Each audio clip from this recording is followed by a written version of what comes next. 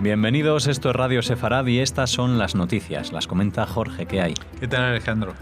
Vamos con los titulares. Netanyahu ofreció ayuda a las víctimas del terremoto de Irán e Irak a través de Cruz Roja, pero fue rechazada.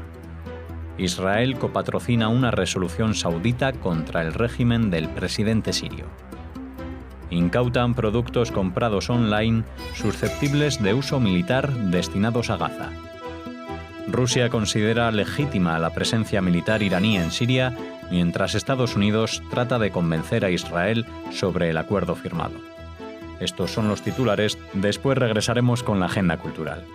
Comenzamos hablando del primer ministro israelí, Benjamin Netanyahu, que ofreció ayuda humanitaria a las víctimas del terremoto que ha provocado centenares de víctimas fatales en Irán e Irak. Pero su gesto fue rechazado inmediatamente. Lo hizo a través de la Cruz Roja tras el terremoto de 7,3 grados en la escala de Richter que provocó la muerte de al menos 530 personas en Irán y muchos otros en Irak y miles de heridos en toda la región. He dicho muchas veces que no tenemos nada contra el pueblo de Irán, agregó.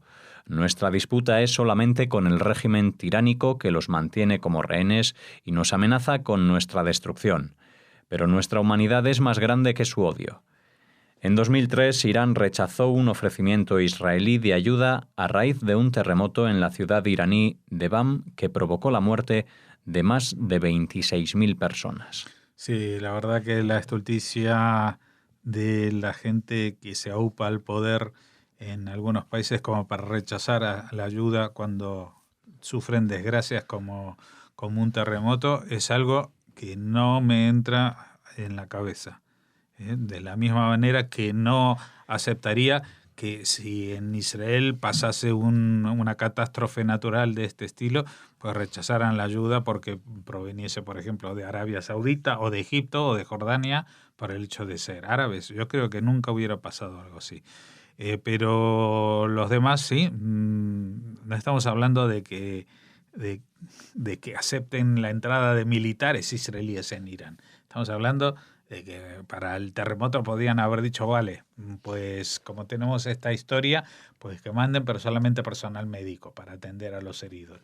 Pero no quieren, prefieren que muera más gente, que sufra más gente, que no aceptar y esta forma de entender el honor propio, el orgullo, es algo que es tan deleznable que realmente me quedo sin palabras. Y lo que dice Netanyahu no es porque lo diga Netanyahu. Yo puedo decir y participar del sentimiento no solamente de todos los israelíes, sino también de todos los judíos y yo creo que de buena parte de la humanidad, que uno no, cuando hay un conflicto con otro país, el conflicto no es con la gente de ese país. En todo caso es con los políticos que mandan en ese país.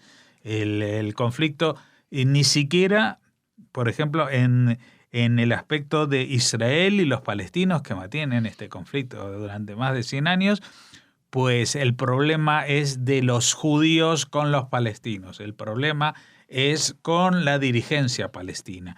Y lo mismo pasa con un pueblo como el iraní, que justamente, si vamos a la historia, pues cuando se declaró la independencia de Israel, pues los iraníes justamente fueron de los pocos países musulmanes que no solamente reconocieron la independencia de Israel, sino que entablaron un proceso de acercamiento bastante importante que se mantuvo hasta la revolución de los ayatolás a finales de los 70. Dicho lo cual, pues habría que agregar a este grado de infamia de rechazar la ayuda para salvar las propias vidas de los ciudadanos de tu país, que Irán en pocos días ha renunciado a proseguir las búsquedas y desenterrar a la búsqueda de cadáveres. O sea que ya dan por finalizadas todas las tareas de desescombro a la búsqueda de personas y ahora se dedicarán a otra cosa. Yo tengo mis sospechas, porque soy muy mal pensado, que los dirigentes de Teherán no se empeñan en buscar más sobrevivientes porque la zona donde ha estado ha sido el epicentro de este desastre, es justamente la zona del Kurdistán iraní. Y parece que si les importa poco la vida de los iraníes en general, pues la de los iraníes de origen kurdo todavía menos. Israel copatrocinó por primera vez una resolución saudita contra el régimen del presidente sirio Bashar al-Assad en el Consejo de Derechos Humanos de las Naciones Unidas. La resolución fue aprobada con el voto a favor de 108 países, 17 en contra y 58 abstenciones.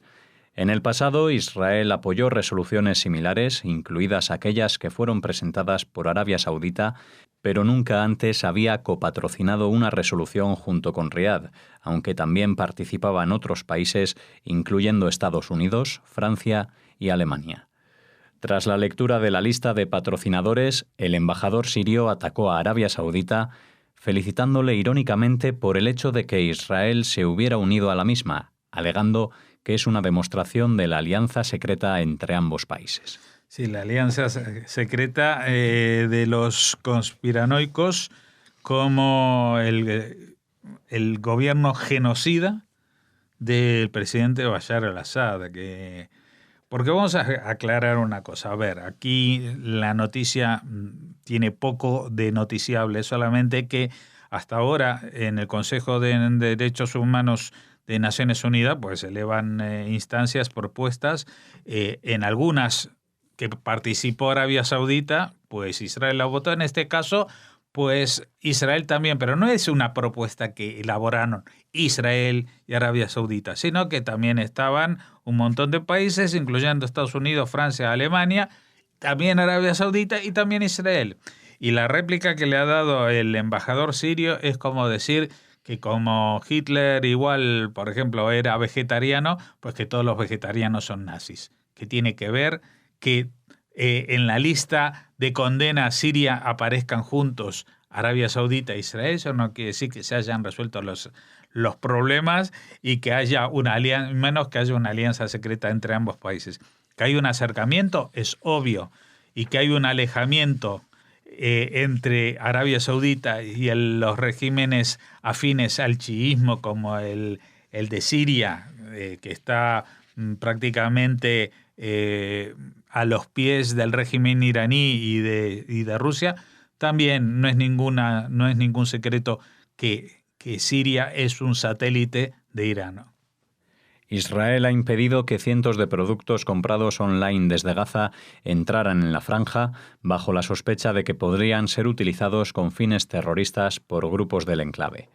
Los incautados son los considerados de doble uso, civil y militar, como punteros láser, telescopios, binoculares, detectores de metales, radios, dispositivos de camuflaje, motores en miniatura, gafas de visión nocturna o cámaras especiales. En las últimas semanas también se han encontrado en las compras pequeños motores, transformadores, cúters para cortar cables de fibra óptica, pequeños taladros eléctricos, linternas para llevar en la cabeza y fuentes de alimentación. En octubre pasado se confiscaron miles de pares de guantes tácticos militares y un cargamento de botas militares que podrían estar destinados a los grupos armados. En estos momentos, el grupo terrorista Hamás está inmerso en un proceso de reconciliación política y de transferencia del poder en la franja a la Autoridad Nacional Palestina, aunque todavía conserva el control de la seguridad y las armas en el territorio. Y ni siquiera es seguro que muchos de estos pedidos que se compran en general a las webs online, estas chinas que venden cantidades industriales por internet, estén destinados al grupo de Hamás.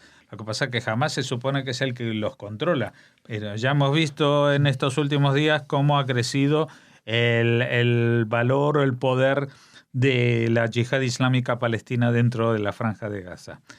Con lo cual, este acercamiento, este aparente apaciguamiento que se da por el acercamiento de Hamás a la autoridad palestina no va a apaciguar nada, porque alguien va a reemplazarlos y va a utilizar las armas para atacar a Israel.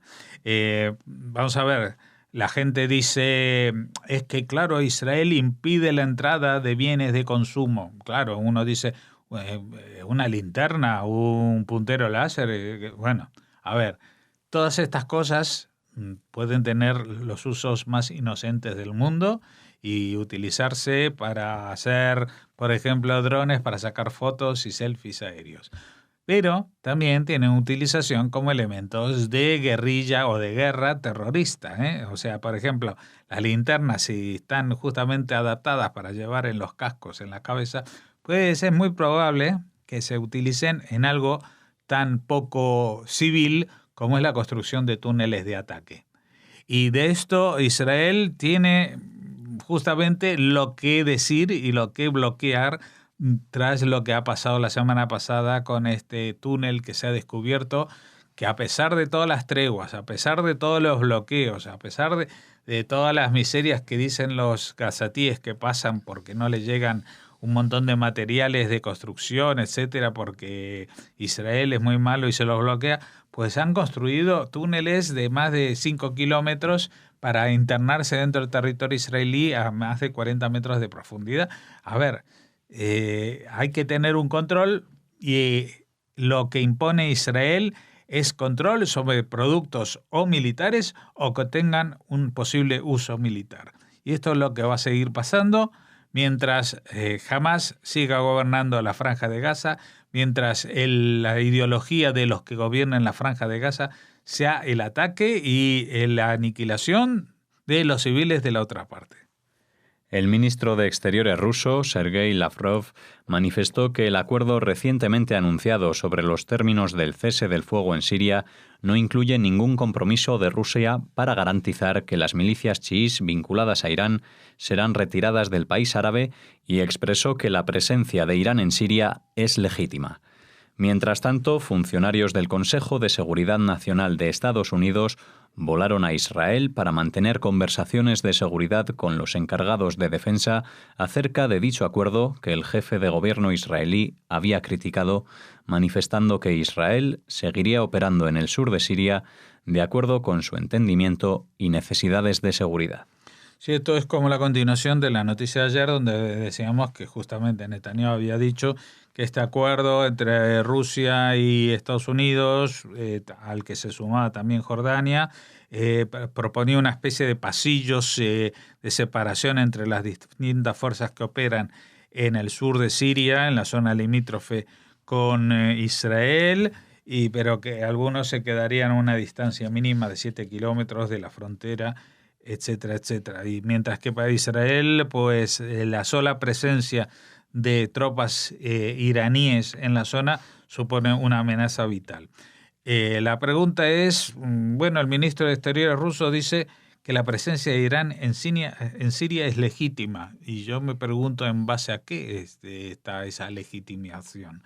Pues seguramente él podría decir que al igual que la propia Rusia está en Siria, pues está invitada de alguna manera por el presidente, al cual pues tanto Siria como Irán reconocen toda la legitimidad del mundo, pero estamos hablando de un genocida que lleva ya más de 400.000 muertos de su propio país, más de 6 millones de desplazados en otros países por esta manera de aferrarse al poder, que no solamente combate o no precisamente solo combate a los grupos terroristas tipo Daesh o Al-Qaeda, sino también a los opositores al régimen que pretenden democratizar Siria.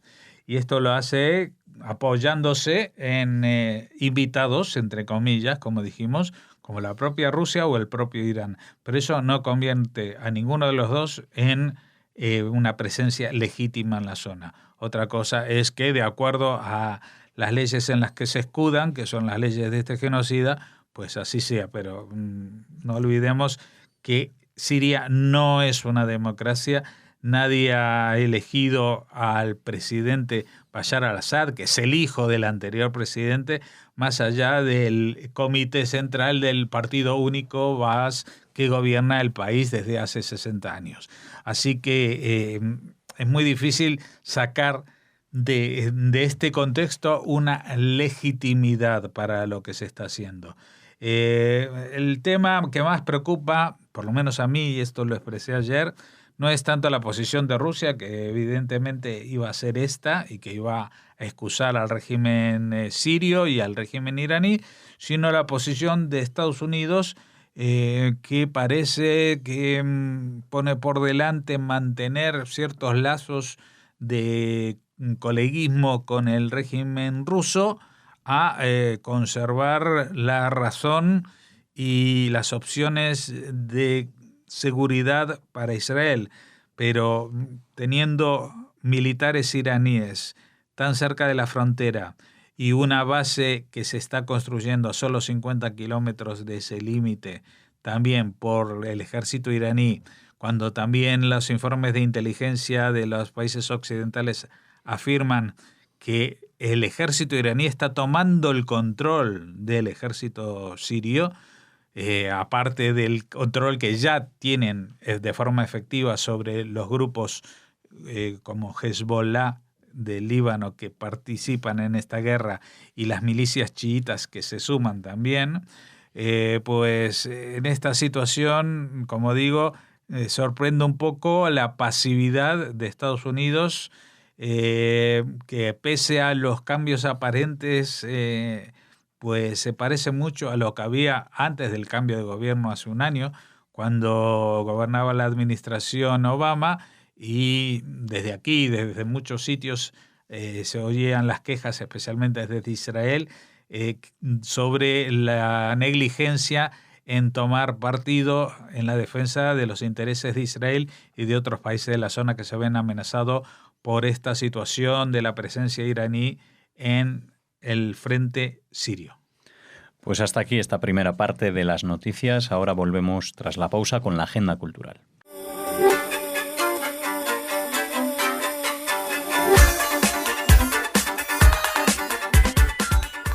Bueno, ya estamos aquí en esta segunda parte de las noticias con la agenda cultural y con Raquel. ¿Qué tal? Hola Alex, hola a todos.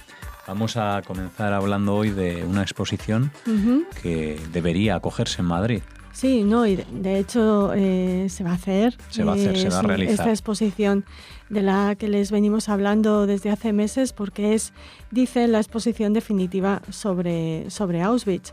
Madrid la va a acoger, como dices, en el madrileño Centro de Exposiciones Arte Canal. Se inaugura el 1 de diciembre y se podrá ver hasta junio.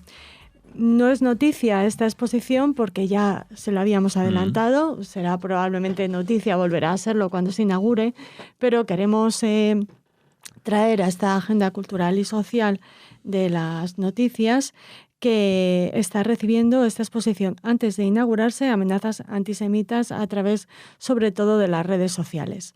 De hecho, sus responsables han puesto los hechos en conocimiento del Centro de Coordinación de Información sobre Radicalización, dependiente de la Secretaría de Estado de Interior, y los han denunciado también a Twitter y Facebook. Son mensajes, ya les habían prevenido desde el Museo Estatal de Auschwitz-Birkenau, que gestiona el antiguo campo de exterminio y que está trabajando en coordinación con los responsables de esta exposición. Les habían dicho que esto podía ocurrir y les aconsejaron que nunca respondieran a los negacionistas, que denunciasen los hechos y bloqueasen a estos atacantes, a estos usuarios que lanzan estos mensajes. Los mensajes van desde el negacionismo puro, las cámaras de gas son un invento, el diario de Ana Frank es una falsificación, por ponerles los ejemplos más típicos, hasta el odio antisemita, la invocación de un presunto complot para dominar el mundo por parte de los judíos o el control de los judíos sobre los medios de comunicación. El antisemitismo está ahora en Internet, es algo con lo que los responsables de esta exposición tienen que lidiar, según todos los expertos. Queremos hacernos eco, por supuesto, de la opinión de Isaac Kerub, presidente de la Federación de Comunidades Judías de España, quien, a preguntas del diario El País, que es quien ofrece este reportaje que les traemos y que les pondremos el enlace para que lo puedan leer al completo. Isaac Kerub afirma, quiere dejar claro que España no es un país antisemita, aunque señaló que esos mensajes son muy preocupantes porque, dice, se empieza con tweets y se acaba atacando una sinagoga o un colegio. Por su parte, un experto en delitos de odio de la Guardia Civil explicó que cuando se produce un evento que se sale de lo normal, con esta exposición pueden aflorar mensajes que permanecían ocultos. De hecho, los que van a poner en marcha esta exposición no sabían si era buena idea denunciar estos ataques o silenciarlos para no crear una especie de efecto llamada para los antisemitas que están dirigiéndoles estos mensajes. Para acabar esta noticia, referirnos a las declaraciones del comisario jefe de la muestra, el historiador holandés afincado en Canadá, Robert Jan van Pelt, que ha afirmado que lleva 30 años trabajando sobre esos temas y Auschwitz es una atracción para los negacionistas. Si googleas Auschwitz, antes de darte cuenta, llegas a páginas que difunden esta basura. Lo importante, dice, es no establecer una comparativa de narrativas. No se puede debatir con ellos porque no son argumentos racionales. Lo que nosotros hacemos con esa exposición es establecer los hechos, mostrar objetos originales. Nuestro objetivo es atraer a los jóvenes, que la gente visite la exposición y que durante 2 horas salga del pantano de información en el que nos movemos para concentrarse en aquellos hechos. Pues nosotros les traemos esta información de la inauguración de esta... Bueno, ya está inaugurada, No, se inaugura el 1 de diciembre. La noticia es eso, los ataques que está recibiendo de lo que antes. Está surgiendo a raíz de las redes sociales con todos estos negacionistas. Sí. Bueno, pues veremos cuando se inaugure cómo se desenvuelve, ¿no? A ver si se presentan, no creo. Tienen suficiente cobardía como para hacerlo en las redes donde se refugian. Y bueno, hablaremos más de esta exposición, de ella, seguro, Alex, pero ahora queremos referirnos a un documental que se ha presentado en Buenos Aires, en la Embajada de España. Es un documental realizado por las periodistas Karina Gurovich y Paula Castiglioni, y el título es de lo más evocador e interesante: En busca de Sefarad. Uh-huh. Durante la presentación de este documental, el embajador Francisco Javier San Domingo Núñez remarcó que en la capital argentina ya obtuvieron la nacionalidad española 1.200 judíos sefardíes. Por su parte, el presidente de la Daya, Ariel Cohen Saban, subrayó que la comunidad judía se siente orgullosa de manifestar su judaísmo y, por otro lado, amar a España. La película ha sido rodada en Buenos Aires, hogar de la mayor comunidad sefardí hispanohablante en el mundo. ¿Cuánto conservan de las costumbres que sus antepasados se llevaron de España hace 500 años? A través de las historias de vida de los entrevistados se retrata la nostalgia y el orgullo de un grupo de judíos que se niegan a dar por muerta su cultura y luchan por evitarlo. Bueno, pues un documental seguro que interesante saber cómo se conservan, ¿no? esas costumbres después de tantos años, claro. Y además en otro continente, ¿no? Les ponemos un enlace para que vean un poquito de En busca de Sefarad, y ya estamos en contacto con sus realizadoras para que nos hablen más en profundidad de esta preciosa iniciativa. Perfecto, pues con ganas lo esperamos, seguro que igual que todos los oyentes de aquí de Radio Sefarad. Y terminamos con una noticia no muy alegre. Tu cara no muestra alegría, así como la del documental. No, porque tenemos que lamentar el fallecimiento de uno de los últimos españoles republicanos prisioneros de Mauthausen que todavía contaban con vida. Se trata de Manuel Alfonso, conocido como Pajarito, y fue uno de los testigos a través de sus dibujos del infierno que suponía Mauthausen. Manuel Alfonso ha muerto este martes a los 99 años en Burdeos, y vamos a contarles un poco cómo fue su paso por el campo de Mauthausen. Él llegó el 13 de diciembre de 1940, consiguió de alguna manera salvarse porque mientras trabajaba en las durísimas canteras, se enteró de que los nazis acudieron a él, sabían que era dibujante, necesitaban dibujantes para la oficina de arquitectos del campo y le reclutaron, y de alguna manera salvó así la vida, porque pasaba el día a cubierto del frío y del calor, realizando labores de oficina, y tenía una ración extra de comida, algo que no todos sus compañeros pudieron disfrutar, pudieron tener. Fue en esos momentos cuando más popular se hizo entre el resto de los prisioneros españoles, porque ayudaba a sus camaradas todo lo que podía, les daba parte de su comida a los más débiles y también les trataba de animar con sus dibujos. Por ejemplo, contaba que cuando alguno cumplía años le hacía un dibujo y se lo regalaba. En ello solía incluir siempre una pequeña ave que simbolizaba la libertad. Por eso me llamaban, decía, Pajarito. El prisionero también se encargó de retratar en sencillas pinturas todo el horror que se vivía entre las alambradas nazis. Recuperó la libertad el 5 de mayo de 1945 junto a miles de sus compañeros, no todos, ya saben que la mortandad era muy elevada. 5.500 españoles murieron en todos los campos de concentración nazis, casi 5.000 perecieron en Mauthausen. Decir que sus dibujos han formado parte de multitud de exposiciones e incluso uno de ellos fue reproducido por un sello oficial de la República Francesa. Él realizó un humilde libro de memorias titulado De Barcelona a Mauthausen y queríamos desde aquí realizar un homenaje a todos los españoles republicanos que sufrieron el infierno nazi en la figura de Manuel Alfonso Pajarito, que nos ha dejado. Pues desde aquí lo recordamos a todos ellos y nos despedimos de él, de Pajarito, como le decían allí en Mauthausen y después desde Radio Sefarad. Volvemos mañana, Raquel. Hasta mañana, Alex.